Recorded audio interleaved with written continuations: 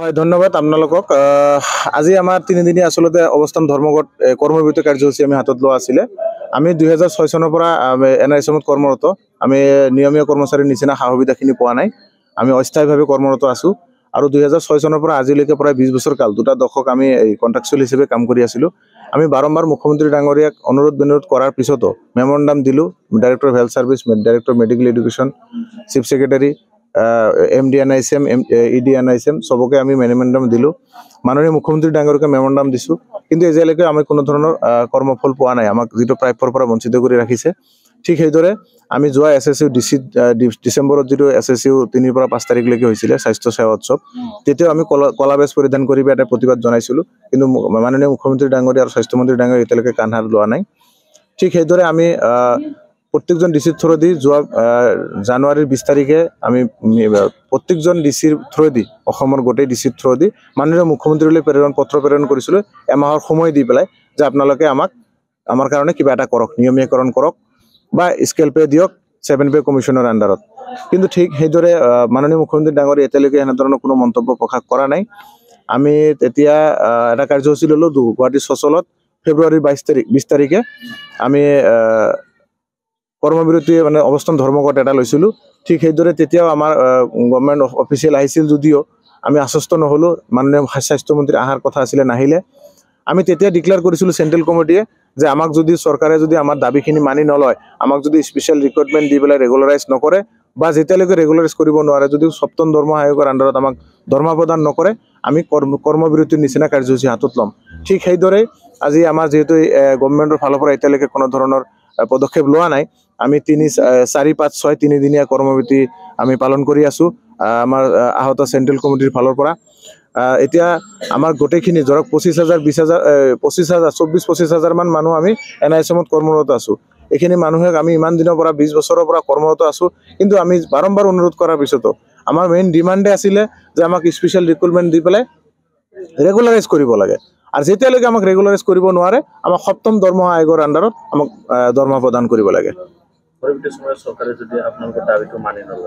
হয়, পৰৱৰ্তী সময়ত আমাৰ যদি চৰকাৰে এই দাবীখিনি মানি নলয়, আচলতে আমাৰ হস্পিটেলৰ নিচিনা আমি যিটো মানৱ সেৱা এটা নিচিনা এটা কৰ্ম আমি পালন কৰি আছোঁ। ক'ভিডৰ সময়ৰ পৰা আদি কৰি আপোনালোকে নিজে গম পায়, আমাক ফ্ৰণ্টলাইন ৱৰ্কাৰ হিচাপত কৈছিলে, আমাক অৰিয়ৰ বুলি কৈছিলে, আমাক অসমৰ সেনানী বুলি কৈছিলে, আমাক ওপৰৰ পৰা ফুল ছটিয়াইছিলে। কিন্তু দেখা গ'ল পৰৱৰ্তী সময়ত যিটো ক'ভিড পেণ্ডেমিকটো আঁতৰি গ'ল, তেতিয়া আমাক পাহৰি গ'লে। আমাক চৰকাৰে বাৰম্বাৰ কৈছিলে 2016 চনত যেতিয়া আমাৰ BJP চৰকাৰ আহিব, তেতিয়া আমাৰ তেতিয়াৰ স্বাস্থ্যমন্ত্ৰী মানে ডক্টৰ হিমন্ত বিশ্ব শৰ্মা ডাঙৰীয়া, তেখেতে নিজে নিউজ চেনেলত বহি টকশ্বত নিজে কৈছিলে যে মোৰ গোটেইখিনি ৰূপৰেখা বনোৱা আছে, আপোনালোকে আমাৰ চৰকাৰ যদি আহে আমি প্ৰথম কেবিনেটতে আপোনাক ৰেগুলাৰাইজ কৰিম, আৰু আদাৰৱাইজ যদি আমি ৰেগুলাৰাইজ কৰিবলৈ দেৰি হয় তেতিয়ালৈকে আপোনালোকক 7ম দৰমহা আয়োগত স্কেল পে হিচাপত প্ৰদান কৰা হ'ব। কিন্তু দেখা গ'ল তেতিয়াৰ চৰকাৰ আহিলে যদিও আজিলৈকে এতিয়ালৈকে একো কাম আমাৰ মানে এনেকুৱা ধৰণৰ NISMত মানে কোনো ধৰণৰ দৰমহাৰ ক্ষেত্ৰত বা ৰেগুলাৰাইজৰ ক্ষেত্ৰত কোনো ধৰণৰ পদক্ষেপ লোৱা নাই। 2021 চনত এটা নটিফিকেশ্যন ওলাইছিলে যদিও গভৰ্ণমেণ্টৰ ফালৰ পৰা সেইটো পাৰ্চিয়েল ইমপ্লিমেণ্ট, গ্ৰেচুইটিৰ কাৰণে ছেপাৰেট নটিফিকেশ্যন এটা ওলাব বুলিহে তাত পইণ্টটো দিয়া আছিলে, কিন্তু আজিলৈকে এইটো ইমপ্লিমেণ্ট কৰা নাই।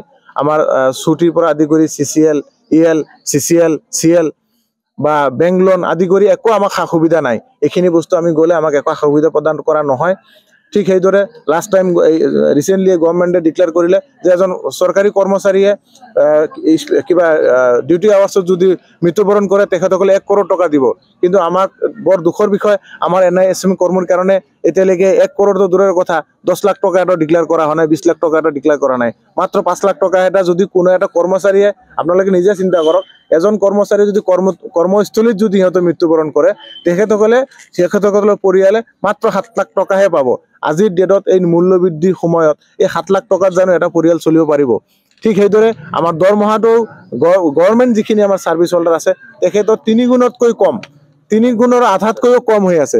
ঠিক সেইদৰে আমি মাননীয় মুখ্যমন্ত্ৰীক অনুৰোধ জনাইছোঁ, আমাক মাহে আইৰে নাচাব, আমাক চাকৰিটো স্পেচিয়েল ৰিক্ৰুটমেণ্টৰ দ্বাৰা আমাক ৰেগুলাৰ কৰিব লাগে, আদাৰৱাইজ আমাক 7 পেৰ আণ্ডাৰত আমাক 7ম দৰমহা আয়োগত সম দৰমহা প্ৰদান কৰিব লাগে। আমাৰ অল অসমতে হৈছে, প্ৰত্যেকখন হস্পিটেলতে হৈছে। আমি বিশেষকৈ ইয়াত কোকৰাঝাৰ জিলাৰ গোসাইগাঁও চিভিল হস্পিটেলৰ ব্লক পিএইচচি মিলি একত্ৰিতভাৱে বহিছোঁ। এনেকৈ আমাৰ Kokrajhar medical college, Kokrajhar civil hospital, Balajan block, Dudhma block, আমাৰ কচুগাঁও ব্লক, চব ব্লকতে আমাৰ এমপ্লয়ীখিনিয়ে কৰ্মবিৰতি পালন কৰি আছে আৰু এনেকৈ ধৰ্মঘটত বহি আছে। মেমৰেণ্ডাম আমি বাৰম্বাৰ মুখ্যমন্ত্ৰী ডাঙৰীয়াক দিয়া গৈছে আৰু আমাৰ স্বাস্থ্যমন্ত্ৰী ডাঙৰীয়াক দিয়া গৈছে, MD NICMক দিয়া গৈছে। আজিও আমাৰ CMলৈকে মেমৰেণ্ডাম ৰেডি আছে। গভৰ্ণমেণ্ট অফিচিয়েল আহিলে আমি নিশ্চয় মেমৰেণ্ডাম প্ৰদান কৰিম।